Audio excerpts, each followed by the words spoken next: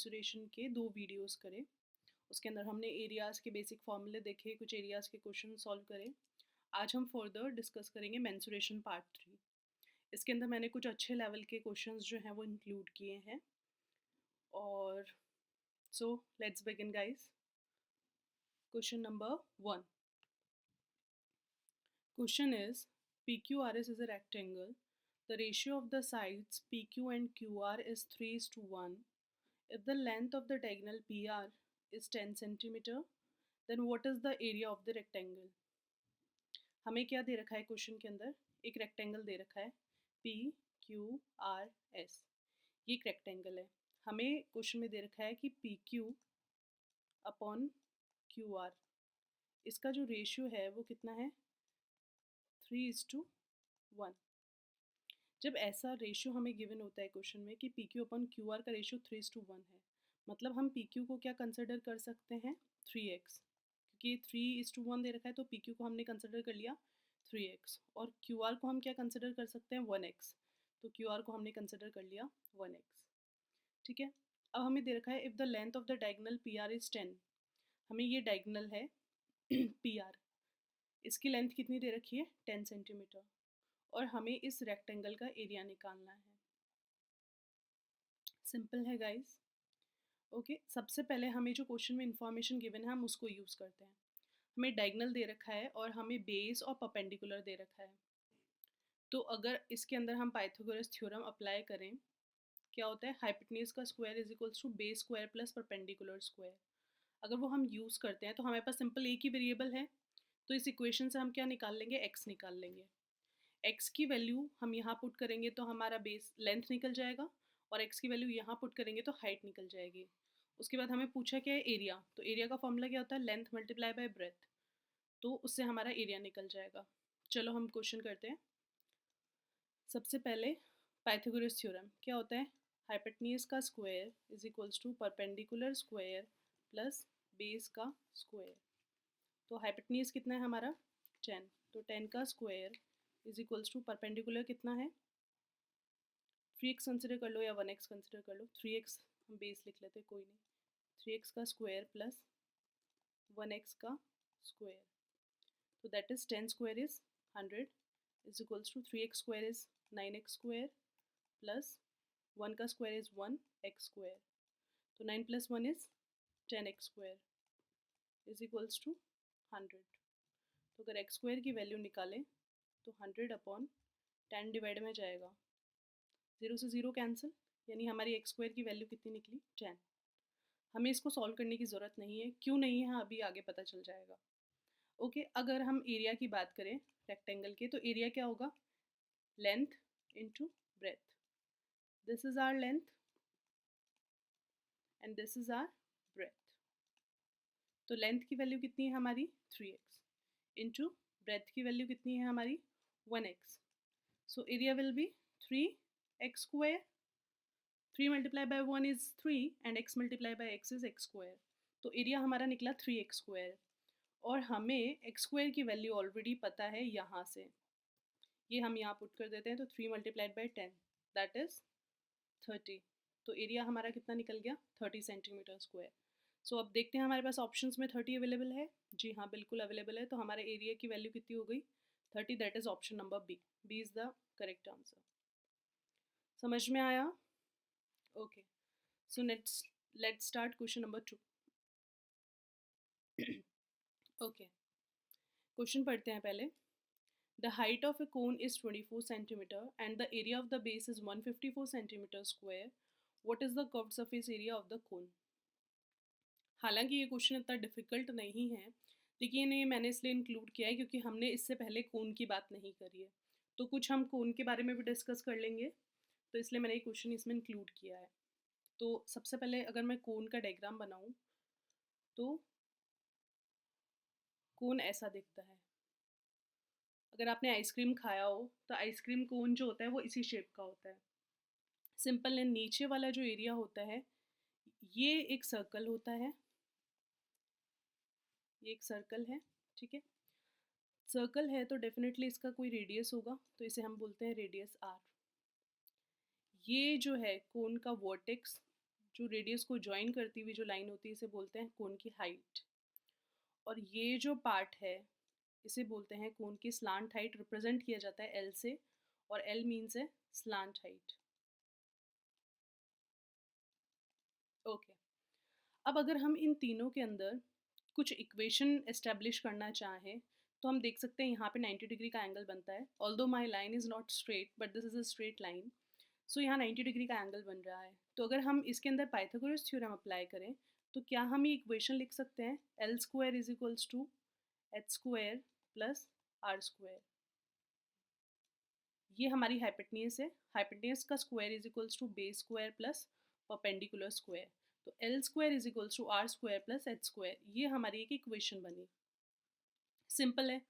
इसी इक्वेशन को कोन के अंदर यूज़ किया जाता है अगर हमारे पास कोई दो वैल्यूज़ नोन है और हमें तीसरी वैल्यू निकालनी है। सपोज करो हमें को हाइट और रेडियस पता है तो हम स्लांट हाइट निकाल सकते हैं, बिल्कुल निकाल सकते हैं। अगर सपोज करो हमें स्लांट हाइट और हाइट पता है और हमें रेडियस निकालना है तो सिंपल है, हम रेडियस को यहाँ रखेंगे और हाइट को इधर सेंड कर देंगे, यानी L square minus H square. कोई भी टर्म जब इक्वल के इधर जाएगा तो साइन चेंज होता है, तो यहाँ प्लस है तो यहाँ माइनस, यानी R square is equals to L square minus H square. या ऐसे ही हमें एच निकालना होता तो L square minus R square. ठीक है, तो let's start this question. The height of the cone is 24। हमें इस कोन की हाइट दे रखी है 24, एच इज इक्वल्स टू 24। और क्या दे रखा है, area of the base is 154 centimetre square. Area of the base, area of the base हमें कितना दे रखा है, 154। अच्छा, अगर हम बेस की बात करें तो बेस किस शेप का है, सर्कल। सर्कल का एरिया क्या होता है, पाई आर स्क्वायर। तो हमें पाई आर स्क्वायर की वैल्यू दे रखी है 154। अगर इस इक्वेशन को देखें तो इसमें एक ही वेरिएबल अननोन है, दैट इज रेडियस। पाई की वैल्यू हमें पता है 22/7 into R square is equals to 154। तो अगर हम आर स्क्वायर कैलकुलेट करें तो आर स्क्वायर कितना हो जाएगा, 154। 7 डिवाइड में है तो यहाँ पे हो जाएगा मल्टीप्लाई में, और 22 आ जाएगा डिवाइड में।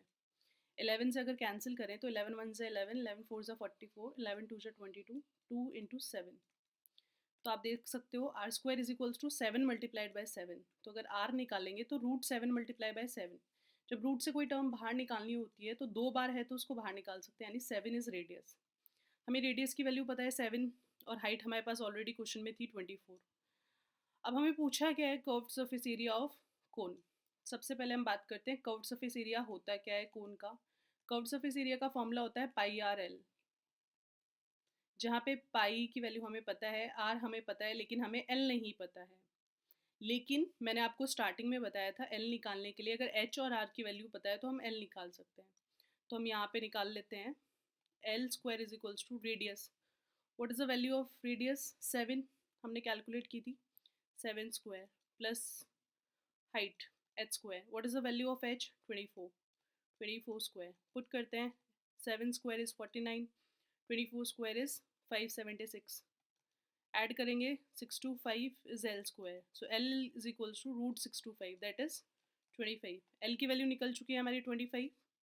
सिंपल इस फॉर्मूले में पुट करते हैं कर्व्ड सरफेस एरिया निकालने के लिए। फॉर्मूला क्या है, पाई आर एल। पाई की वैल्यू कितनी है, 22/7। रेडियस कितना है, 7। स्लांट हाइट कितनी है, 25। यहाँ पुट करते हैं, 7 से 7 कैंसिल। अगर 22 इंटू 25 को सॉल्व करोगे तो पूरा सॉल्व ना कर करके अगर हम ऑप्शंस में देखें यूनिट डिजिट क्या होगी इसकी, 2 मल्टीप्लाइड बाई 5, दैट इज 0। तो आंसर विल बी 550। अगर दो आंसर के अंदर ऐसा होता है जिनकी यूनिट डिजिट 0 होती तो फिर हमें पूरा मल्टीप्लाई करके देखना पड़ता। So the answer is 550। Okay, let's discuss question number 3। Question is the sum of length and breadth of rectangle is 15 centimetre. A square is constructed such that one of its side is equal to the diagonal of the rectangle. If the ratio of the areas of the square and rectangle is 13:6, the area of the square in centimeter square is. ठीक है, तो सबसे पहले अपन को क्या दे रखा है, एक कोई रेक्टेंगल है जिसकी लेंथ और ब्रेथ का हमें सम दे रखा है 15। ठीक है, तो सबसे पहले मैं दिखा देती हूँ डायग्राम हमने कैसे ड्रॉ किया है। अपने पास एक रेक्टेंगल, वेट अ सेकेंड, हमारे पास एक रेक्टेंगल है, प्रॉपर नहीं है बट ये रेक्टेंगल है, ओके। उसके बाद हमें बोला है इसकी एक लेंथ, ये लेंथ है इसकी और ये इसकी ब्रेथ है। A square is constructed such that one of its side is equal to the diagonal of rectangle. ये रेक्टेंगल का डायगोनल होगा, ठीक है। इस डायगोनल को बोला हुआ है कि ये स्क्वायर की एक साइड है, मतलब ये एक साइड है और तीन और साइड है, मतलब इस डायगोनल को यूज करते हुए एक स्क्वायर बनाया गया है। तो ये एक साइड ले ली, दूसरी साइड, तीसरी साइड और चौथी साइड, स्क्वायर बन गया है। Although it doesn't look like square, but this is square. Okay, consider this is a square and this is a rectangle, this is length and this is breadth. Okay, so ये square है तो square के अंदर चारों side equal होती है, मतलब जो इसकी वैल्यू होगी वही इसकी वैल्यू है, वही इसकी वैल्यू और वही इसी की वैल्यू है, ठीक है। तो हमने पहले हम निकालते हैं कि ये साइड किसकी इक्वल होगी, ठीक है। रेक्टेंगल है मीन्स ये 90 डिग्री एंगल होता है, तो 90 डिग्री है मतलब यहाँ हम पाइथागोरस थ्योरम अप्लाई कर सकते हैं। पाइथागोरस थ्योरम के अकॉर्डिंग हाइपोटेन्यूज का square is equals to base square plus perpendicular square. तो अगर हम यहाँ लिखें इक्वेशन तो हाइपोटेन्यूज का square is equals to perpendicular square plus base का स्क्वायर। तो हाइपोटेन्यूज जो है एक्चुअली हमारी क्या है, स्क्वायर की साइड है, तो साइड का square is equals to perpendicular अगर हम कंसिडर करें तो बेस ले लेते हैं, तो बेस का स्क्वायर प्लस बेस अगर देखें तो क्या है लेंथ, तो लेंथ का स्क्वायर, यानी हमारे साइड स्क्वायर की वैल्यू जो है वो किसके इक्वल है, L square plus B square के इक्वल है। ये हमारी साइड स्क्वायर की वैल्यू है, ठीक है। अब हमें क्वेश्चन में और क्या दिया हुआ है, if the ratio of the area of the square and rectangle is 13:6, मतलब area of square upon area of rectangle किसके इक्वल दे रखा है, रेक्टेंगल है ये, इनका रेशियो दे रखा है 13:6, ठीक है। इतनी बात क्लियर है। अब आगे प्रोसीड करते हैं। एरिया ऑफ द स्क्वायर का मतलब क्या होता है, side square. Area of the rectangle का मीन्स क्या होता है, length multiply by breadth, is equals to हमें क्या दे रखा है 13/6।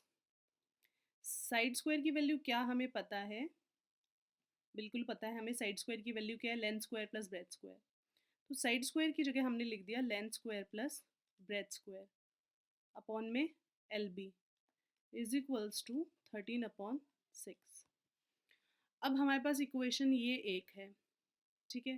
हमारे पास एक और इक्वेशन है जो हमें क्वेश्चन के अंदर फर्स्ट लाइन को अगर हम देखें तो हमें दे रखा है the sum of length and breadth of rectangle is 15, मतलब हमारे पास एक इक्वेशन ये भी है, length plus breadth is equals to 15, ये हमारे पास एक इक्वेशन है। अगर हम इन दो इक्वेशंस को सिंप्लीफाई करें तो हमें लेंथ और ब्रेथ की वैल्यू निकल सकती है, लेकिन ये दो इक्वेशन सिंप्लीफाई करना बहुत कॉम्प्लिकेटेड होगा। कैसे करेंगे, जैसे लेंथ है तो इसको हम यहाँ सब्स्टिट्यूट करेंगे 15 माइनस बी, एल की वैल्यू यहाँ पुट करेंगे, एल की वैल्यू यहाँ पुट करेंगे, बहुत लंबी सी इक्वेशन निकलेगी और सिंप्लीफाई करना बहुत डिफिकल्ट होगा। तो चलो हम ट्राई करते हैं कि इसको हम थोड़ा सिंप्लीफाई कर पाएँ। तो अगर इसको सिंप्लीफाई करना है तो हमने क्या करा है, यहाँ पे 2 से मल्टीप्लाई और 2 से डिवाइड कर दिया इस पूरी इक्वेशन को। इससे इक्वेशन में कोई फ़र्क नहीं पड़ेगा क्योंकि 2 से 2 कैंसिल हो जाता है, तो इस इक्वेशन में कोई डिफरेंस नहीं आ रहा है, तो हम ये कर सकते हैं, ठीक है।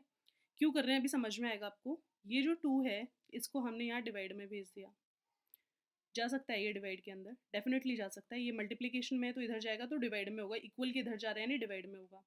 तो हम इसके बाद वाले स्टेप में यहाँ पे लिख रही हूँ, तो L square plus B square upon 2LB is equals to 13/6 multiplied by 2 is 12। इतनी क्लियर है, ओके। आगे देखो, अब हमें क्या दे रखा है, L square plus B square upon 2LB is equals to 13/12। अगर हम यहाँ पे कंपोडेंडो और डिविडेंडो लगाएं, कंपोडेंडो और डिविडेंडो अगर अप्लाई करें, ये मैथ्स का एक मेथड होता है जिससे इक्वेशन सॉल्व करना इजी हो जाता है। कंपोडेंडो डिविडेंडो के अंदर करा क्या जाता है, जो न्यूमरेटर होता है, मैं यहाँ पे सॉल्व कर देती हूँ, स्पेस थोड़ा कम है। न्यूमरेटर को ऊपर भी लिखना है और नीचे भी लिखना है। ये हमारा न्यूमरेटर था, इसको ऊपर भी लिखा और उसको नीचे भी लिखा। सिमिलरली आरएचएस साइड में भी करना है, 13 को ऊपर भी लिखा और 13 को नीचे भी लिखा। ठीक है, उसके बाद में करना क्या होता है, जो डिनोमिनेटर है उसको एक बार ऐड करते हैं और नीचे सब्सट्रैक्ट करते हैं।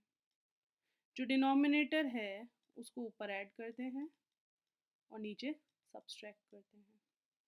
अच्छा, अब हम इसको देखें तो क्या ये किसी का फॉर्मूला है? ये फॉर्मूला है l प्लस बी के होल स्क्वायर का। अगर l प्लस बी के होल स्क्वायर को अगर सिंप्लीफाई करेंगे तो फॉर्मूला होगा l square plus B square plus 2lb। Okay, similarly अगर इसको देखें तो ये किसका फॉर्मूला है? l माइनस बी के होल स्क्वायर का। तो इसको सिंप्लीफाई कर लेते हैं, इसको हम लिख सकते हैं l प्लस बी का होल स्क्वायर और इसको हम लिख सकते हैं l माइनस बी का whole square is equals to 13 plus 12 is 25 divided by 13 minus 12 is 1। इतना क्लियर है? ओके, अब नेक्स्ट पेज पे चलते हैं। हमने दो चीज़ें यहाँ से ग्रैब कर ली, एक तो हम ये वाली ले लेते हैं इक्वेशन। क्या है यहाँ पे हमारे पास? l प्लस बी का whole square upon l minus B का whole square is equals to 25:1। एक तो ये है हमारे पास, और एक हमारे इनिशियल लेवल पे ये इक्वेशन थी l plus B is equals to 15। ये हम यहाँ लिख लेते हैं, l प्लस बी की वैल्यू हमारे पास कितनी है? 15। ठीक है, इस इक्वेशन को अब हम सिंप्लीफाई करने का ट्राई करते हैं। जब ऊपर और नीचे दोनों तरफ स्क्वायर है तो इसको एक कॉमन स्क्वायर बना सकते हैं। तो यहाँ हो जाएगा l plus B upon l minus B का whole square is equals to 25 divided by 1। तो यहाँ अगर अपन सिंप्लीफाई करें तो l plus B upon l minus B, इसकी वैल्यू किसकी इक्वल हो गई? यहाँ से स्क्वायर हटाएंगे तो यहाँ क्या आएगा? रूट 25 अपॉन 1, यानी l plus B upon l minus B is equals to root 25 क्या हो जाएगा? 5 एंड रूट 1 इज़ 1। ये हमारी एक इक्वेशन निकली। अब हमें l प्लस बी की वैल्यू 15 पता है, वो हम यहाँ पे सब्सटीट्यूट कर सकते हैं। तो l प्लस बी की जगह हमने सब्सटीट्यूट कर दिया 15 upon l minus B is equals to 5 divided by 1। तो हमारे पास इक्वेशन है 15 upon l minus B is equals to 5 upon 1। 5 से 15 कैंसिल हो जाता है 3 टाइम्स, क्रॉस मल्टीप्लाई किया तो l माइनस बी की वैल्यू कितनी हो गई? 3। ये एक इक्वेशन है। क्या इक्वेशन है हमारे पास? l minus B is equals to 3। और एक इक्वेशन है हमारे पास l plus B is equals to 15।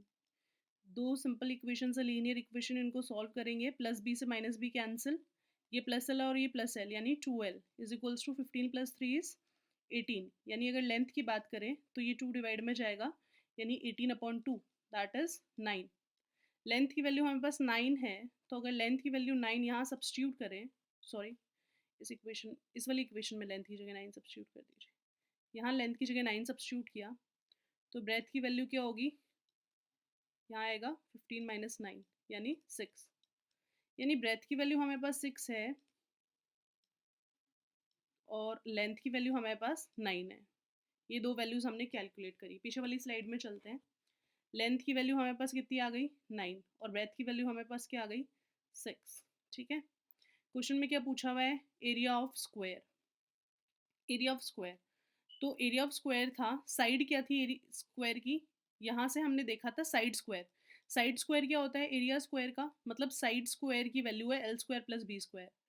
तो साइड स्क्वायर मतलब है एरिया, तो अगर हम L square plus B square की जो वैल्यू निकालेंगे वो इसका एरिया होगा।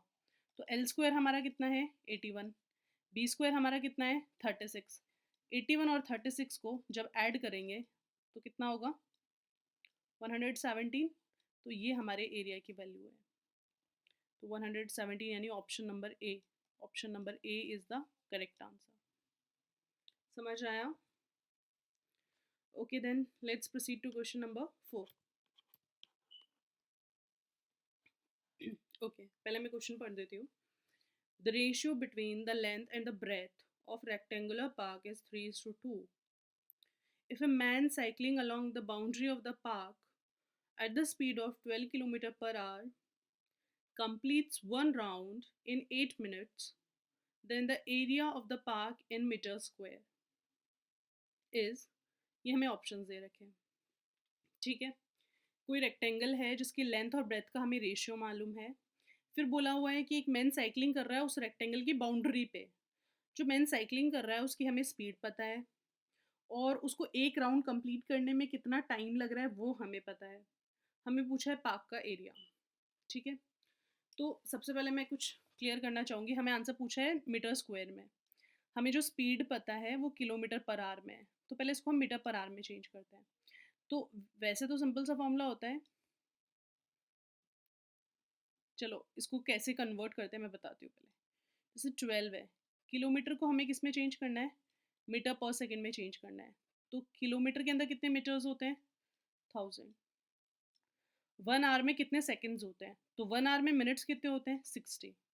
और 1 मिनट में कितने सेकेंड्स होते हैं, 60 सेकेंड्स। तो यानी 1 आवर के अंदर इतने सेकेंड्स हैं और 1 किलोमीटर में इतने मीटर है। मतलब ये किस में चेंज हो चुका है, मीटर पर सेकेंड में। तो अगर कैंसिल करें तो 0 से 0 कैंसिल, 0 से 0 कैंसिल, ऊपर है 10, तो 2 5 जा 10, 2 3 जा 6।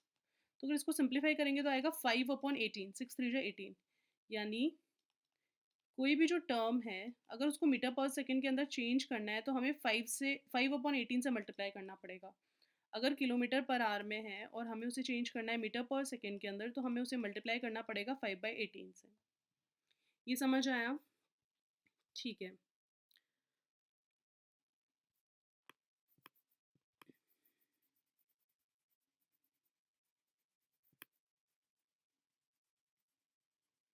अब क्वेश्चन करते हैं।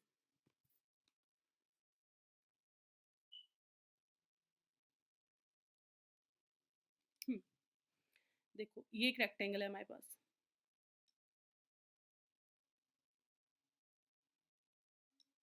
ठीक है, रेक्टेंगल के लेंथ और ब्रेथ का रेशियो हमें दे रखा है 3:2। यानी हम लेंथ को क्या कंसिडर कर सकते हैं, 3x, और ब्रेथ को हम क्या कंसिडर कर सकते हैं, 2x। जब भी रेशियो में कुछ दे रखा है तो हमें कुछ वेरिएबल इंक्लूड करना होता है, तो 3x या 2x। ऐसा हम क्यों करते हैं, जैसे 3/2 है तो डेफिनेटली जो भी आंसर होगा, सपोज करो कि इंटू 5 होता है, इंटू 5 होता तो 5 से 5 कैंसिल हो जाएगा, वापस से रेशियो 3:2। मतलब ये 5 कोई वेरिएबल है, या कुछ भी जो भी आंसर होगा, 6 हो सकता है, 7 हो सकता है, यहाँ पे 8 हो सकता है, जो भी इसका मल्टीपल है उसको हम x कंसिडर कर लेते हैं। और क्योंकि वो ऊपर और नीचे दोनों तरफ सेम है तो यहाँ पर हमें दोनों तरफ x ही इंक्लूड करना है। तो यहाँ 3x लिया, यहाँ 2x लिया। ये रेक्टेंगल के अंदर हमें लेंथ पता है 3x और ब्रेथ पता है 2x। ठीक है, अब बोला है कि if a man is cycling along the boundary of the park. मतलब मैन जो साइकिलिंग कर रहा है वो इसकी बाउंड्री पे कर रहा है। मतलब जैसे उसने यहाँ से स्टार्ट किया, ये कवर किया, फिर ये पार्ट कवर किया, फिर ये पार्ट कवर किया, फिर ये पार्ट कवर किया। तो यहाँ पे कवर किया उसने 3x, यहाँ 2x, यहाँ कवर किया 3x और यहाँ पर भी 2x। मतलब जो उसने टोटल डिस्टेंस कवर किया, जो टोटल डिस्टेंस कवर किया वो कितना है, 3x plus 2x plus 3x plus 2x। Simple, this is the perimeter of rectangle. आप डायरेक्टली भी कैलकुलेट कर सकते हो, 2 इंटू लेंथ प्लस ब्रेथ, यानी 2 इंटू लेंथ इज, सिंपल है, 2 बार लेंथ इंक्लूड करते हैं, 2 बार ब्रेथ इंक्लूड करते हैं, इसलिए 2l प्लस 2b इसका फॉर्मूला होता है। 2 कॉमन ले लेते हैं तो l प्लस b। तो अभी 3x plus 3x is 6x and 2x is 4x। तो 6x plus 4x is 10x। और अगर यहाँ पे लेंथ की वैल्यू पुट करते तो ये होता 3x, और ब्रेथ की वैल्यू पुट करते 2x, तो ऐसे भी आंसर सेम होता। 3 plus 2 is 5x, 5x into 2 is 10x। मतलब टोटल डिस्टेंस जो वो कवर कर रहा है वो 10x है, जिसमें x हमारा वेरिएबल है। ठीक है, इतना क्लियर है, सिंपल है। 3x 2x 3x 2x, 3 plus 2 is 5, 5 plus 3 is 8, 8 plus 2 is 10। मतलब जो टोटल डिस्टेंस उसने कवर किया वो 10x है हमारे पास।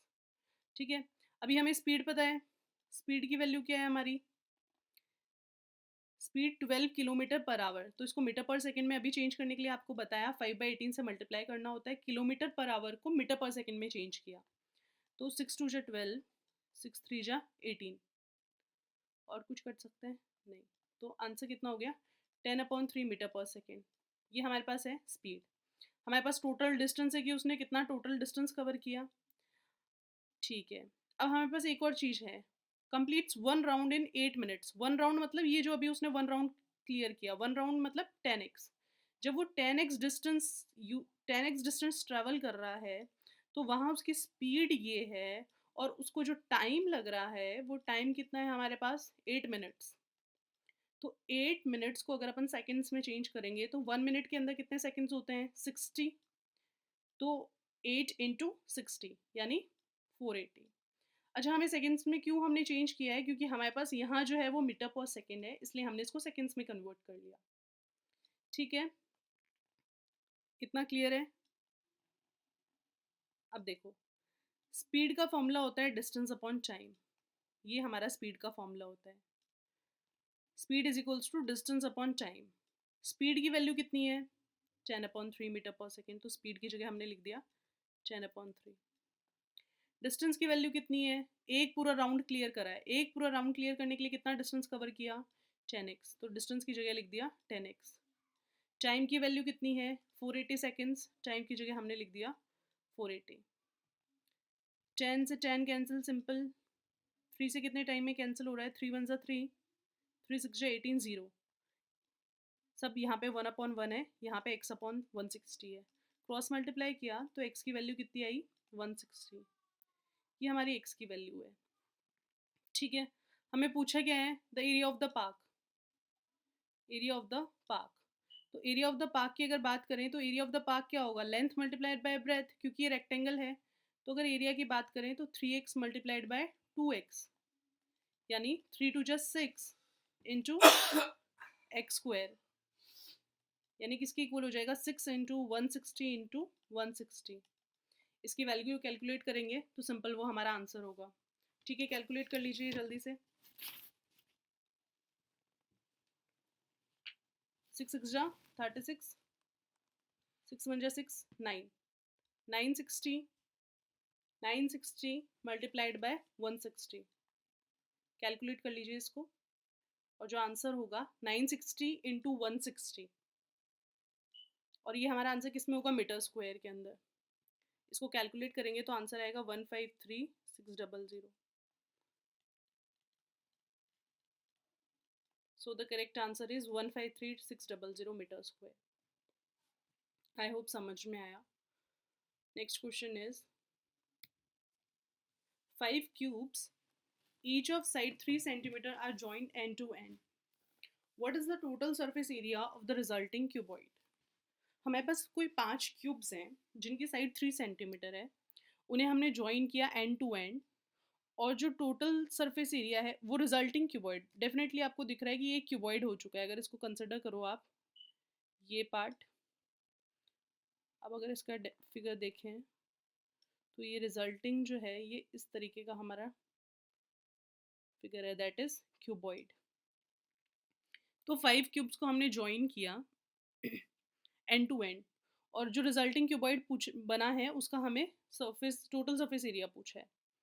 ठीक है, तो अगर हम देखें तो ये क्यूब की साइड 3 है, ये साइड 3 है, ये साइड 3 है, ये साइड 3 है और ये साइड 3 है। तो अगर हम इस पूरे की बात करें, ये क्यूबॉइड की लेंथ दिख रही है हमको, तो ये लेंथ कितनी हो जाएगी 3 + 3 + 3 + 3 + 3, तो दैट इज 15। ये हमने निकाल ली पूरी 15। ठीक है, अब देखें तो ये एक सिंपल क्यूब है, इस क्यूब की ये साइड भी 3 है, ये साइड भी 3 है, और इस क्यूब की ये साइड भी 3 है। होगी, ऑब्वियस सी बात है, क्यूब है, क्यूब मतलब क्यूब की सारी साइड इक्वल होती है, तो क्यूब की लेंथ भी 3 थी, क्यूब की ब्रेथ भी 3 थी और क्यूब की हाइट भी 3 थी। तो ये जो क्यूबॉइड फॉर्म हो रहा है, इस क्यूबॉइड की ब्रेथ सेम है 3 और हाइट भी सेम है। इसकी लेंथ चेंज हो गई क्योंकि ये सारी साइड्स ज्वाइन कर करके 15 बन चुकी है। तो अब जो रिजल्टिंग क्यूबॉइड दिख रहा है, इसकी लेंथ 15 है, ब्रेथ 3 है और हाइट 3 है। तो सिंपल इसका हम टोटल सरफेस एरिया निकाल सकते हैं। लेंथ हमारे पास 15 है, ब्रेथ हमारे पास 3 है और हाइट हमारे पास 3 है। Total surface area of cuboid की अगर बात करें तो क्या होता है 2LB + BH + HL। ये total surface area of cuboid होता है। कैसे निकलता है ये सिंपल क्यूबॉइड है। टोटल सरफेस एरिया मतलब होता है उसके 6 फेसेस का एरिया। तो ये लेंथ है, ये ब्रेथ है और ये हाइट है। तो अगर हम नीचे एक रेक्टेंगल है, यहाँ पे 6 रेक्टेंगल्स हैं। नीचे वाले रेक्टेंगल की बात करें तो नीचे वाले रेक्टेंगल का एरिया क्या हो जाएगा LB। वैसे ही सेम ऊपर वाले रेक्टेंगल की बात करें तो ये लेंथ है और ये ब्रेथ है, तो ऊपर वाले रेक्टेंगल का एरिया भी क्या हो गया, एल बी। अगर इस रेक्टेंगल की बात करें तो इसका एरिया है ब्रेथ इंटू हाइट यानी बी एच, प्लस इस वाले रेक्टेंगल की बात करें तो इसका एरिया भी है ब्रेथ इंटू हाइट यानी बी एच। फ्रंट वाले रेक्टेंगल की बात करें तो इसका एरिया है एच इंटू एल यानी एच एल, और पीछे वाले रेक्टेंगल की बात करें तो इसका एरिया भी है एल इंटू एच यानी एच एल। तो अगर इसको ऐड करेंगे तो L B plus L B is two L B, B H plus B H that is two B H, and H L plus H L that is two H L. यहाँ से ये formula आता है, simple है, to length की value कितनी है 15 multiplied by breath that is 3, plus breadth is 3 multiplied by height is 3, plus height is 3 multiplied by length is 15। अगर इसको सिंप्लीफाई करेंगे 15 into 3 is 45, 3 into 3 is 9, 15 into 3 is 45। Add करेंगे 45 plus 45 is 90, 90 plus 9 is 99, 2 multiplied by 99 that is 198. So the correct answer is 198. These all are in centimeter squares. I forgot to mention the units, but these all answers are in centimeter square because the side was 3 centimeter. So the correct answer is 198 centimeter square, which is the total surface area of the resulting cuboid. This cuboid has the total surface area of 198 centimeter square. Okay, next question. I'll read out the question for you, then we'll discuss the answer. A wire, when bent in the form of a square, encloses an area of 484 square centimeter. What will be that enclosed area when the same wire is bent into the form of a circle? ठीक है, पहले मैं question explain कर देती हूँ। एक wire है, ये जैसे कोई एक वायर है, इसको हमने किस में कन्वर्ट कर दिया, इस वायर को बेंड किया और हमने स्क्वायर की शेप में इसको बेंड कर दिया, ये हमने एक स्क्वायर बना लिया। तो जब वायर को हमने स्क्वायर की शेप में बेंड किया तो जो इसका एरिया है, इस स्क्वायर का एरिया हमें दे रखा है 484, ठीक है। फिर हमें पूछा है what will be the enclosed area when the same wire, अब इसी वायर को, जो ये वायर था, इसी वायर को हमने सर्कल की शेप में बेंड कर दिया, तो हमें पूछा इस सर्कल का एरिया क्या होगा, ठीक है। क्वेश्चन समझ में आया, हमें इस सर्कल का एरिया पूछा है। तो देखिए, सबसे पहले हमें स्क्वायर का एरिया दे रखा है, स्क्वायर का एरिया मतलब स्क्वायर का एरिया दे रखा है दैट इज 484। तो स्क्वायर का एरिया क्या होता है, side square is equals to 484। तो अगर साइड निकालेंगे तो यहाँ से स्क्वायर हटाएंगे यानी रूट 484, तो साइड की वैल्यू क्या आएगी, 484 किसका रूट होता है 22 का, साइड 22 आ गई, मतलब इस स्क्वायर की साइड 22 है। स्क्वायर की सारी साइड्स इक्वल होती है, मतलब ये 22 है, मतलब ये भी 22 है, ये भी 22 है और ये भी 22 है, ठीक है। तो अगर इस वायर की बात करें, ये वायर जो है ये यहाँ से स्टार्ट होके ये पूरा एक वायर है, तो अगर इस वायर की लेंथ की बात करें तो इस वायर की लेंथ क्या हो जाएगी 22 प्लस 22 प्लस 22 प्लस 22, क्योंकि जब इस स्क्वायर इसी वायर को बेंड करके हमने एक स्क्वायर बनाया है, तो इस वायर की अगर टोटल लेंथ निकालनी है तो इस वायर की जो लेंथ होगी वो स्क्वायर के पेरीमीटर के इक्वल होगी।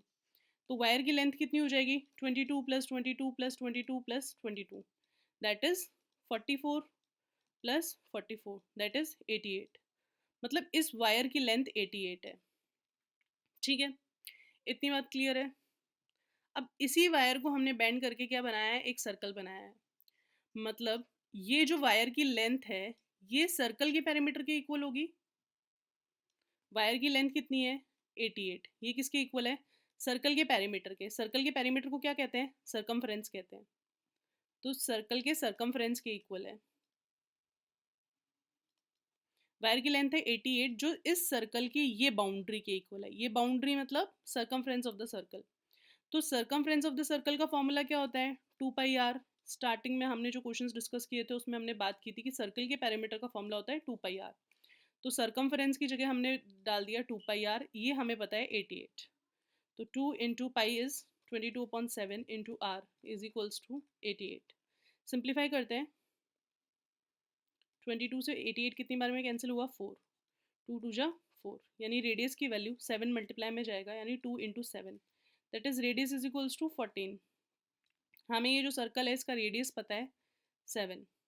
अगर रेडियस पता है तो एरिया निकालना कोई बड़ी बात नहीं है, सीधा सा फॉर्मूला होता है एरिया का, पाई आर स्क्वायर। एरिया अगर हमें निकालना है तो पाई की वैल्यू 22/7, रेडियस हम लोगों को पता है 14, तो 14 मल्टीप्लाइड बाई 14, 7 टू जा 14, तो 14 multiplied by 2 that is 28 multiplied by 22।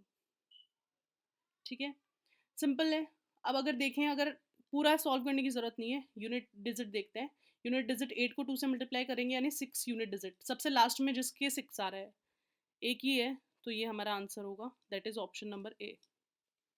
Clear है? So the area of the circle is 616 square centimetre. Let's discuss next question, that is question number 6। ये क्वेश्चन थोड़ा टिपिकल है। क्वेश्चन 6 हमें क्या बोला है, क्योंकि हमने पैरेललोग्राम का कोई क्वेश्चन डिस्कस नहीं किया था, तो मैंने पैरेललोग्राम का एक क्वेश्चन लिया है। Question is ABCD is a parallelogram. ABCD is a parallelogram. P is the midpoint of BC. Q is the midpoint of CD. P is the midpoint of BC. Q is the midpoint of CD. If the area of the triangle ABC, हमें triangle ABC, इस वाले triangle का area दे रखा है 12. The area of APQ, हमें इस वाले triangle APQ का area हमसे पूछा गया है। ABC का एरिया हमें पता है और हमें APQ का एरिया पूछा गया है। ठीक है, तो हम सिंप्लीफाई करना स्टार्ट करते हैं। इसके लिए थोड़ा स्पेस भी ज़्यादा लगेगा। चलो हम लोग स्टार्ट करते हैं। सबसे पहले देखो, पैरेललोग्राम के अंदर क्या होता है, दो साइड्स पैरेलल होती है, अपोजिट साइड्स जो होती हैं वो पैरेलल होती हैं और इक्वल भी होती है। मींस AB जो है वो पैरेलल है CD के और AB इक्वल है CD के। Similarly AD is parallel to BC and AD is equals to BC। ठीक है, अब देखो और पैरेललोग्राम के अंदर जो डायगोनल होता है उसको दो इक्वल एरियाज में डिवाइड करता है, मतलब ABC का जो एरिया होगा वो ADC के एरिया के इक्वल होगा। पहले तो ये लिख लेते हैं कि ट्रायंगल ABC का जो एरिया होगा वो इक्वल होगा area of triangle ADC। ABC का एरिया कितना है 12, मतलब ट्रायंगल ADC का एरिया भी कितना हो जाएगा 12। ये सबसे फर्स्ट टर्म। ठीक है, अब देखो फिर एक और बात, ये मैथ्स में एक थ्योरम है कि ट्रायंगल के अंदर अगर मीडियन होती है, मीडियन क्या होता है, जो बेस को दो इक्वल पार्ट में डिवाइड करे। सपोज करो ये एक ट्रायंगल है ABC और डीज का मिड पॉइंट है। अगर डीज का मिड पॉइंट है इसका मतलब कि AD इसकी मीडियन है। क्यों? क्योंकि ये बेस को दो इक्वल पार्ट में डिवाइड कर रही है। तो अगर ट्रायंगल के अंदर AD मीडियन है तो ये जो दोनों एरिया होंगे ये इक्वल होंगे। ट्रायंगल के अंदर मीडियन उसको दो इक्वल एरियाज में डिवाइड करती है, मतलब एरिया ऑफ ADB जो है वो एरिया ऑफ ADC के इक्वल होगा। ठीक है, तो अगर हम देखें ये वाला ट्रायंगल ABC अगर देखें तो ट्रायंगल ABC के अंदर P इसका मिड पॉइंट है। मिड पॉइंट है इसका मतलब BP किसके इक्वल है, PC के इक्वल है। अगर BP PC के इक्वल है that means AP is the mid point of triangle ABC। अगर AP ट्रायंगल ABC की मिड पॉइंट मीडियन है इसका मतलब ये दोनों जो ट्रायंगल्स हैं इनका एरिया इक्वल है। ठीक है, इन दोनों ट्रायंगल्स का एरिया इक्वल है, तो अगर इक्वल है तो हम APC का जो एरिया है triangle APC, area of triangle APC हम लिख सकते हैं हाफ होगा इस बड़े वाले ट्रायंगल के एरिया के, हाफ ऑफ ट्रायंगल ABC का एरिया। तो हाफ ऑफ ट्रायंगल ABC का एरिया हमें पता है कितना है, क्वेश्चन में हमें दे रखा था 12, तो हमने यहाँ 12 सब्स्टिट्यूट किया। तो अगर हाफ ऑफ 12 निकालेंगे यानी 6, यानी एरिया ऑफ ट्रायंगल APC, इस ट्रायंगल का एरिया हमारे पास कितना आ चुका है 6। ठीक है, सिमिलरली हम यहाँ पे AQC का एरिया निकाल लेते हैं, इस ट्रायंगल का एरिया AQC। अगर हम ट्रायंगल AQC की बात करें तो ये क्या होगा, हाफ ऑफ ट्रायंगल ये CGL के अंदर पूछा हुआ क्वेश्चन है। जो लास्ट हमने क्वेश्चंस किए 2 3 ये सारे CGL के अंदर पूछे हुए क्वेश्चंस हैं और ये बहुत ही अच्छा क्वेश्चन है। हम सिंप्लीफाई करते हैं। ट्रायंगल ए क्यू सी की अगर बात करें, क्यू हमारा मिड पॉइंट है डीसी का, इसका मतलब ये पार्ट इसके इक्वल है। अगर ये पार्ट इसके इक्वल है यानी ए क्यू जो है वो ट्रायंगल की मीडियन है। अगर ए क्यू ट्रायंगल की मीडियन है, इसका मतलब ए क्यू सी का जो एरिया होगा इस बड़े वाले ट्रायंगल के एरिया का हाफ होगा। तो ए क्यू सी का हमें एरिया निकालना है, तो half of triangle A D C का एरिया। अगर ए डी सी के एरिया की बात करें तो वो कितना है 12, तो हाफ ऑफ 12 यानी कितना हो गया 6। मतलब हमें इस ट्रायंगल का एरिया पता है और हमें इस ट्रायंगल का एरिया भी पता है। अगर इन दोनों को ऐड करेंगे तो ये जो क्वाड्रिलेटरल है इसका एरिया निकल जाएगा। अगर इस एरिया और इस एरिया को ऐड करें तो अगर हमें एरिया निकालना है quadrilateral A P C Q, तो A P C Q quadrilateral की बात करें तो इसका एरिया हो जाएगा 6 + 6 दैट इज 12। इस पूरे क्वाड्रिलेटरल का एरिया हमने निकाल लिया। अगर इस पूरे क्वाड्रिलेटरल के एरिया में से अगर इस ट्रायंगल का एरिया माइनस कर दें तो क्या हमें ए पी क्यू का एरिया निकल जाएगा? डेफिनेटली निकल जाएगा। हमें क्वेश्चन में ए पी क्यू का ही एरिया पूछा है। तो अब हमारा टास्क सिर्फ इतना सा बचा कि पी सी क्यू का एरिया हम निकाल लें। और अगर पी सी क्यू का एरिया हमारा निकल चुका है तो फिर हम आराम से ए पी क्यू का एरिया निकाल सकते हैं। तो अब हमें पी सी क्यू एरिया निकालने के लिए मैथ्स की एक और थ्योरम पढ़नी पड़ेगी। तो देखिए, मैथ्स में एक और थ्योरम होती है, बहुत थ्योरम है मैथ्स में, और ट्राइंगल्स जहाँ पे क्वेश्चन सॉल्व करने को आ जाए तो वहाँ पे काफ़ी थ्योरम लगाने पड़ते हैं। देखिए, मैथ्स में एक और थ्योरम क्या कहती है, ए बी सी, ये इसका मिड पॉइंट है सपोज, और ये इसका मिड पॉइंट है, और इसको ज्वाइन करने वाली लाइन अगर इसके पैरेलल भी है तो इनका जो रेशियो होता है एरिया का, जैसे सपोज करो इसको हमने कंसिडर कर लिया पी या बी या कुछ भी कंसिडर कर लेते हैं, तो इस वाले ट्रायंगल का जो एरिया होता है वो इस वाले ट्रायंगल के एरिया का 1/4 होता है। ये डायरेक्टली कोई थ्योरम नहीं है लेकिन ये निकल जाती है थ्योरम। कैसे निकलती है थ्योरम? एक ये ज़रूर है कि इनका जो, अगर ये ट्रायंगल सिमिलर हैं, डेफिनेटली ये ट्रायंगल सिमिलर होंगे, क्योंकि ये एंगल इसके इक्वल होगा, ये एंगल इसके इक्वल होगा। उतना हम डीप में अभी नहीं जाएंगे, जब भी हम ट्रायंगल्स पढ़ेंगे तो मैं आपको बता दूंगी कि सिमिलैरिटी कैसे प्रूफ की जा सकती है। अभी सिर्फ इतना समझ लीजिए, अगर कोई दो ट्रायंगल सिमिलर होते हैं तो उनके जो एरिया का रेशियो होता है वो उनके साइड के स्क्वायर के रेशियो के इक्वल होता है। तो अगर इसकी हाइट देखें तो इसकी हाइट की हाफ है, तो अगर साइड्स का रेशियो निकालोगे तो ये 1/4 आ जाएगा। तो अभी सिर्फ हम इतना सा ध्यान रख लेते हैं, जब भी हम एरिया का सिमिलैरिटी वाला क्वेश्चन करेंगे तो ये आपको डेफिनेशन ज़रूर समझ में आएगी कि ये जो इक्वेशन है A P B is equals to 1/4 of A B C कैसे हुआ। तो ये हम यहाँ सब्स्टिट्यूट करते हैं कि ए पी बी का एरिया जो होता है वो 1/4 होता है ए बी सी के। तो सिमिलरली अगर हम ये देखें तो Q जो है वो CD का मिड पॉइंट है और P जो है वो BC का मिड पॉइंट है। तो अगर Q CD का मिड पॉइंट है और P BC का मिड पॉइंट है और ये लाइन इसके पैरेलल है, तो हम ये कह सकते हैं कि CQP का जो एरिया है, एरिया ऑफ CQP यानी PCQ जो होगा वो 1/4 होगा एरिया ऑफ BCD। ठीक है, अब ये पैरेललोग्राम में ये डायगोनल था तो ये एरिया कितना था हमारा 12, ये 12। सिमिलरली ये एक डायगोनल है, इसका एरिया 12 होगा और इसका एरिया भी 12 होगा। तो इस पूरे ट्रायंगल का एरिया कितना है 12, ये 12, तो 1/4 मल्टीप्लाइड बाय 12। सॉल्व करेंगे तो यानी 3, तो area of P C Q हमारा निकल गया 3। मतलब इस ट्रायंगल का एरिया कितना है 3। तो हमें निकालना क्या था, ये पूरा क्वाड्रिलेटरल का एरिया हमें पता था ए पी सी क्यू। इस क्वाड्रिलेटरल में से हमने पी सी क्यू माइनस करना था, तो हमारा निकलना था triangle A Q A P Q.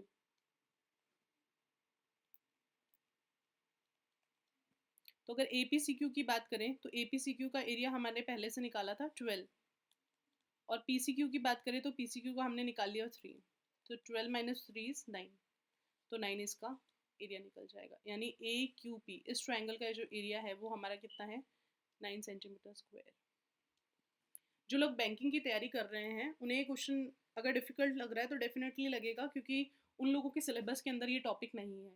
जो सीजीएल के लिए जो स्टूडेंट्स प्रिपेयर कर रहे हैं उनके लिए ये क्वेश्चन बहुत इंपॉर्टेंट था, मतलब इसमें बहुत सारे बेसिक्स वगैरह थे, तो वो ये क्वेश्चन ज़रूर ध्यान से देखें। और अगर प्रॉब्लम है तो ज़रूर आप लोग मुझे कमेंट करके बताएं. Okay, next question. The percentage increase in the area of rectangle if each of its side is increased by 20% is. हमारे पास एक रेक्टेंगल है. ओके, ये हमारी लेंथ है और ये हमारी ब्रेथ है. दोनों साइड को किससे इंक्रीज किया गया है? 20% से. मतलब लेंथ को भी 20% से इंक्रीज किया और ब्रेथ को भी 20% से इंक्रीज किया. ठीक है. फिर हमें पूछा है कि इसके एरिया के अंदर कितना इंक्रीज होगा. What is the increase in the area of the rectangle. ठीक है. तो सपोज करो हम लेंथ को x ले लेते हैं और ब्रेथ को हमने y अज्यूम कर लिया. तो अगर इसके एरिया की बात करें तो इसका एरिया क्या होता है? Length multiplied bye breath. यानी इनिशियली जो एरिया था वो हमारा एक्स वाई था. इनिशियल लेवल पे जब हमने कुछ भी चेंज नहीं किया तो हमारा एरिया एक्स वाई था. ठीक है. अब हमने चेंज करा, इंक्रीज किया 20% से. तो अगर न्यू लेंथ की बात करें, न्यू लेंथ, तो न्यू लेंथ क्या हो जाएगी? इनिशियल लेंथ थी एक्स, उसमें हमने कितना इंक्रीज कर दिया? 20% बढ़ा दिया एक्स का. ये हमारे पास ऑलरेडी थी और इसमें हमने 20% इंक्रीज कर दिया. 20% इंक्रीज करा मतलब 20/100 ऑफ एक्स ऐड कर देंगे इसमें. ठीक है. तो 0 से 0 कैंसिल, 2 1 ज़ा 2, 2 5 ज़ा 10, यानी x plus x upon 5. Simplify करेंगे, 5 और 1 का एलसीएम लिया 5, 5x 1x, that is 6x upon 5. तो हमारी न्यू लेंथ कितनी निकली? 6x upon 5. ठीक है. अब हम न्यू ब्रेथ की बात करते हैं. सिमिलर मैनर के अंदर न्यू ब्रेथ निकलेगी. न्यू ब्रेथ कैसे निकलेगी? ब्रेथ ऑलरेडी पहले कितनी थी? y थी और उसमें 20% और बढ़ा दिया, यानी 20/100 ऑफ y बढ़ा दिया. यानी 0 से 0 कैंसिल, 2 1 ज़ा 2, 2 5 ज़ा 10, यानी y प्लस y अपॉन 5. तो कितना हो जाएगा? एलसीएम लेंगे तो 5y प्लस 1y यानी 6y अपॉन 5. तो न्यू ब्रेथ निकल गई. तो अगर अपन न्यू एरिया की बात करें तो न्यू एरिया की बात करें तो न्यू एरिया क्या हो जाएगा? New length multiplied by new breadth. तो न्यू लेंथ कितनी है हमारी? 6x upon 5. न्यू ब्रेथ क्या है हमारी? 6y upon 5. सिंप्लीफाई करेंगे यानी 36 अपॉन 25xy. अब हमें निकालना है percentage increase in the area. Percentage increase कैसे निकलता है, पहले ये बात करते हैं. इंक्रीज निकालना हो या डिक्रीज निकालना हो, उसके लिए फॉर्मूला होता है जितना चेंज हुआ अपॉन जो इनिशियल था मल्टीप्लाइड बाय 100. जितना चेंज हुआ अपॉन जो इनिशियल लेवल पे था मल्टीप्लाइड बाय 100. तो पहले हम देखते हैं कि चेंज कितना हुआ. तो चेंज कैसे निकलेगा? अभी हमारे पास कितना है? 36 अपॉन 25xy माइनस ये हमारा न्यू एरिया है. पुराना एरिया कितना था? xy. अगर न्यू एरिया में से पुराना एरिया माइनस करेंगे तो चेंज निकल जाएगा. तो सिंप्लीफाई कर लेते हैं इजीली. 25 36xy minus 25xy. तो 36 में से 25 माइनस किया तो दैट इज 11xy अपॉन 25. ये हमारा चेंज निकला 11x अपॉन 25. तो चेंज की जगह हमने यहाँ सब्स्टिट्यूट कर दिया 11xy अपॉन 25. अब इनिशियल की बात करते हैं. इनिशियल एरिया क्या था हमारा? xy multiplied by 100. तो 11xy अपॉन 25. xy के नीचे कुछ नहीं यानी 1 लिख लेते हैं. इसको जब ऊपर लेके आएंगे तो ये रेसिप्रोकल होगा यानी 1 upon xy multiplied by 100. xy से xy कैंसिल यानी 11 अपॉन 25 इंटू 100. 25 4 ज़ा 11 4 ज़ा यानी 44. तो परसेंटेज चेंज कितना हुआ? 44. 44 इज द परसेंटेज चेंज. ठीक है. तो अगर लेंथ को भी 20% बढ़ाया और ब्रेथ को भी 20% बढ़ाया तो जो परसेंटेज इंक्रीज हुआ एरिया के अंदर that is 44%. Okay, let's discuss next question, that is question number 8. क्या बोला है हमें? The length, if the length and perimeter of rectangle are in the ratio of 5:16, then its length and breadth will be in the ratio of. Simple question है बहुत। Rectangle है हमारे पास एक, उसका लेंथ और पेरीमीटर का रेशियो दे रखा है। लेंथ और पेरीमीटर का रेशियो दे रखा है हमें 5:60। इसको ब्रेथ कंसिडर कर लेते हैं। और हमें रेशियो पूछा है लेंथ और ब्रेथ का। लेंथ और ब्रेथ का रेशियो पूछा है, और जो हमें ऑलरेडी क्वेश्चन में दे रखा है रेशियो, वो हमें लेंथ और पेरीमीटर का दे रखा है। ठीक है, तो सबसे पहले हम, पेरीमीटर क्या होता है इसका, L plus B plus L plus B, यानी 2 एल प्लस बी, ये पेरीमीटर होता है इसका। ये रेक्टेंगल के पेरीमीटर का फॉर्मूला है। तो चलो हम सॉल्व करना स्टार्ट करते हैं।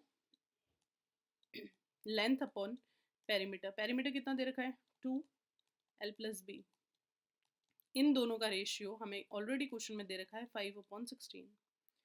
2 से इसको सिंप्लीफाई किया तो ये 8 टाइम्स में कैंसिल हो रहा है, यानी L upon L plus B हमें दे रखा है 5/8।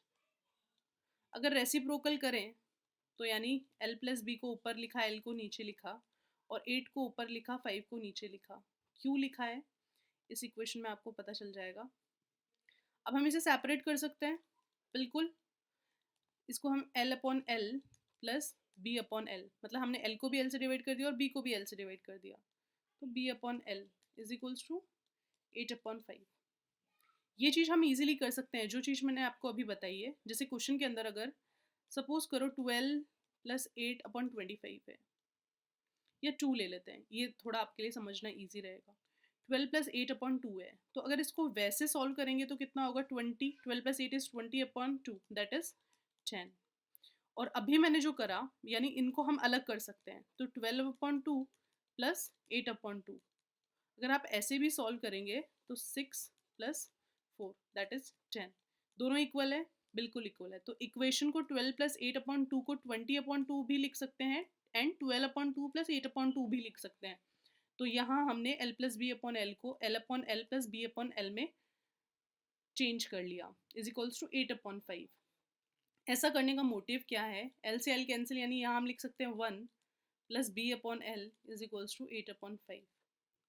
यानी अगर बी अपॉन एल की वैल्यू निकालें तो बी अपॉन एल कितना हो जाएगा 8/5, ये +1 है, यहाँ आएगा तो -1, कुछ नहीं है यानी 1। तो 8 5 एलसीएम लिया, 5 1 5, ये माइनस है यहाँ पे, sorry, 8 1 8 minus 5 1 5, so that is 8 minus 5 is 3/5। यानी अगर हम देखें बी अपॉन एल, हमारे पास किसकी वैल्यू है, बी अपॉन एल की वैल्यू है 3/5। और हमें पूछा क्या है, what is the length and breadth will be in the ratio, हमें एल अपॉन बी पूछा है। तो अगर हमें एल अपॉन बी पूछा है, यानी हमें रेसिप्रोकल कर सकते हैं, तो एल अपॉन बी की वैल्यू हो जाएगी 5/3, that is 5/3, option number C. तो यहाँ हमारा जो रेसिप्रोकल हमने किया था उसका रीज़न यही था, ताकि एल प्लस बी ऊपर आ जाए, ताकि हम इसको सिंप्लीफाई करके एल से एल कैंसिल करके 1 करके माइनस करके आराम से रेशियो कैलकुलेट कर सकें। ओके, आई होप समझ आया। Let's discuss question number 9।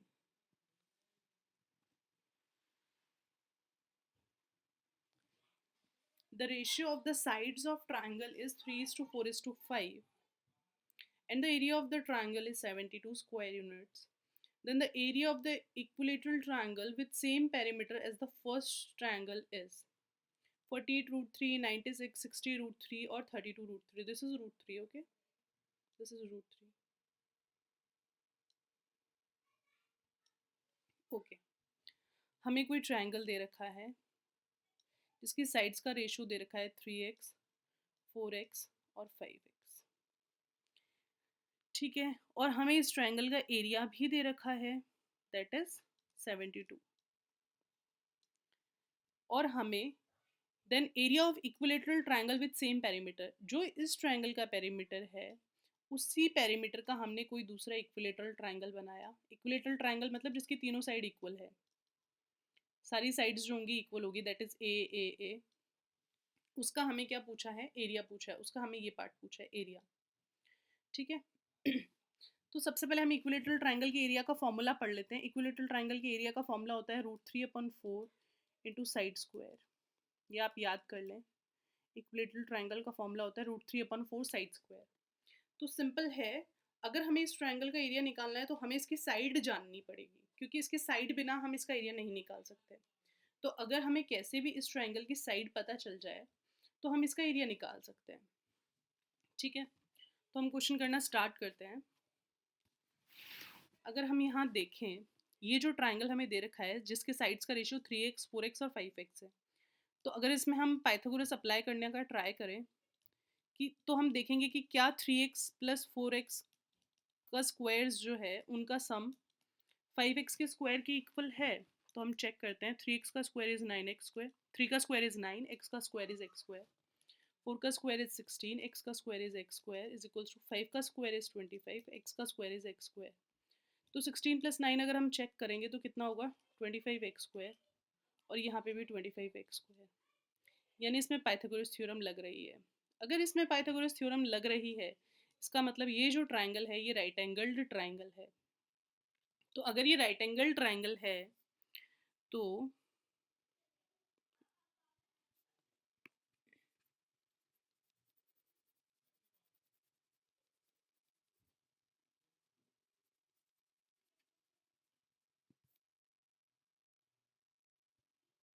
अगर ये राइट एंगल ट्राइंगल है तो हमने ये ट्राइंगल ड्रॉ कर लिया, राइट एंगल ट्राइंगल।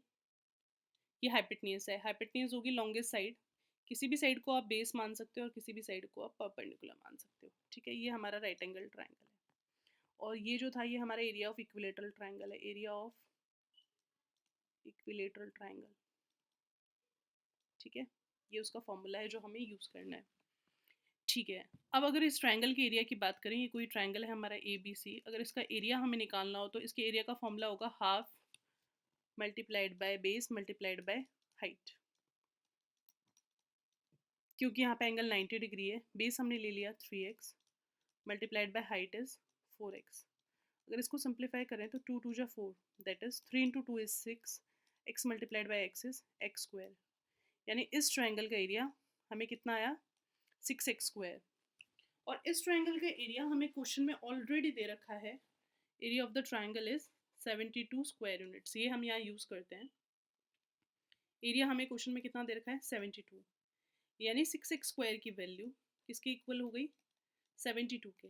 तो अगर x स्क्वायर की हम वैल्यू निकालें तो 6 डिवाइड में आएगा, 72 डिवाइडेड बाय 6, 6 1 6, 6 2 12, यानी x स्क्वायर की वैल्यू हमारी 12 निकली।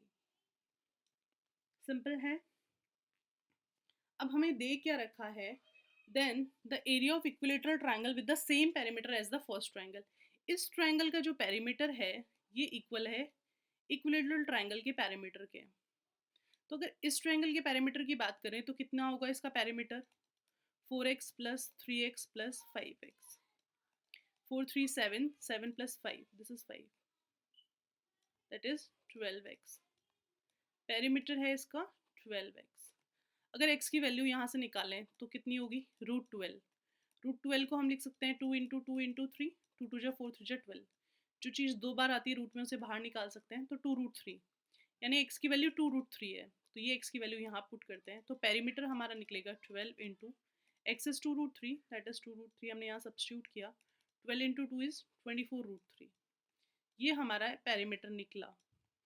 और जो पेरीमीटर इसका है वही पेरीमीटर इसका है, यानी ये पेरीमीटर किसके इक्वल है, 3 इंटू साइड यानी a, क्योंकि इसमें सारी साइड्स इक्वल होती है a प्लस ए प्लस ए। तो अगर इसके पैरामीटर की बात करें तो a plus A plus A, that is 3a। तो यहाँ से 3 8 टाइम्स कैंसिल हो रहा है, 3 8 ज़ा 24। तो a की वैल्यू बात करें तो a की वैल्यू कितनी आई, 8√3। हमें इक्विलेटरल ट्राइंगल की साइड मिल चुकी है a, ये साइड हमें मिल चुकी है a। तो एरिया निकालने के लिए हम सिंपली यहाँ पुट कर देते हैं √3/4 into side is 8√3, 8√3 side put करा स्क्वायर, √3/4 इंटू 8 का स्क्वायर इज 64, √3 का स्क्वायर इज 3,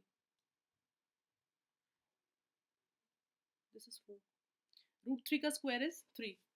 रूट का जब स्क्वायर करते हैं तो रूट हट जाता है, तो √3 का स्क्वायर 3, 8 का स्क्वायर 64। तो 4 से कैंसिल किया, 4 1 ज़ा 4, 4 6 ज़ा 24, 16 into 3 is 48 and this is √3। So the answer is area of the equilateral triangle is 48√3. बिल्कुल है हमारे पास ऑप्शन में, option number A that is 48√3। तो हमारे इस इक्विलेटरल ट्रायंगल का एरिया क्या हो गया? 48√3। आई होप समझ में आया। Thank you guys, we have discuss the 9 questions today and I hope आपको समझ में आए हो। ये सारे क्वेश्चन सीजीएल के अंदर और बैंकिंग के अंदर पूछे गए क्वेश्चंस हैं और बहुत ही अच्छे लेवल के क्वेश्चंस थे। और हम लोग आगे भी कंटिन्यू करेंगे मेंसुरेशन। नेक्स्ट हम लोग वॉल्यूम्स पढ़ेंगे। Thank you for your patience and keep watching. And if you like the channel, then do subscribe the channel and bell icon press करिए ताकि आपको सारे अलर्ट्स मिलते रहें जो भी न्यू वीडियोस आएँ। और आप मेरी मेल आईडी लिख सकते हैं educationacademyforbanking@gmail.com। अगर कोई भी क्वेश्चन है जो आपसे सॉल्व नहीं हो रहा है या आप जिसका सोल्यूशन नेक्स्ट वीडियो के अंदर चाहते हैं तो आप मुझे वो क्वेश्चन वहाँ पे मेल कर सकते हैं। Thank you guys, keep watching.